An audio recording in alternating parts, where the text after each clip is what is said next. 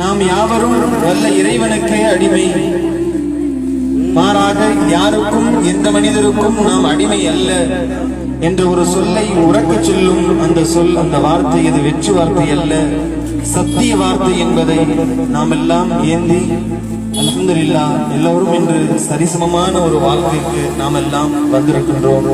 பாரபட்சம் பார்க்காமல், அடிமைத்துவம் என்ற அந்த கோட்பாடு இல்லாமல் இன்னைக்கு சுதந்திர மனுஷனாக நாம் இந்திய திருநாட்டில் இன்று வாழ்ந்து கொண்டிருக்கின்றோம். அதற்கு முதன்மையான காரணம் நம்முடைய முன்னோர்களான இஸ்லாமிய தியாகிகள். அவர்களை நினைவு கூறுவது நம்மின் மீது கடமையான ஒன்றாக இருக்கின்றது.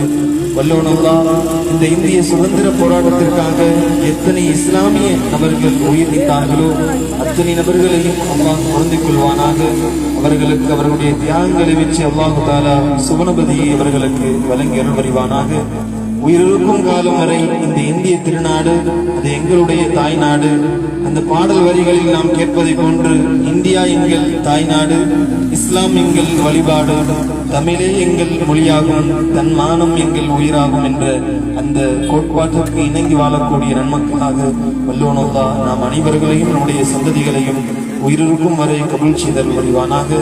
குறிப்பாக இந்த நிகழ்வில் கலந்து கொண்ட அத்தனை பெரியவர்கள், ஜமாத்தினுடைய நிர்வாக பெருமக்கள், மைஃபா சங்கத்தினுடைய நிர்வாகிகள், மூத்த பெருமக்கள், சிறார்கள், சிறுமிகள் அனைவர்கள் மீதும் அல்லாஹ்வினுடைய அன்பும் அருளும், நோய் நொடி இல்லாத வாழ்வினையும் குறைவில்லாத செல்வ பாக்கியங்களையும் தந்து நீண்ட ஆயுள் காலங்கள் வாழ்க்கையினை தந்து இதுபோன்று வருட காலங்கள் இந்த செயல்பாட்டை நிலைநிறுத்தக்கூடிய நல்ல பாக்கியத்தை வல்ல ரஹ்மான் நாம் அனைவர்களுக்கும் தந்து அருள் புரிவானாக.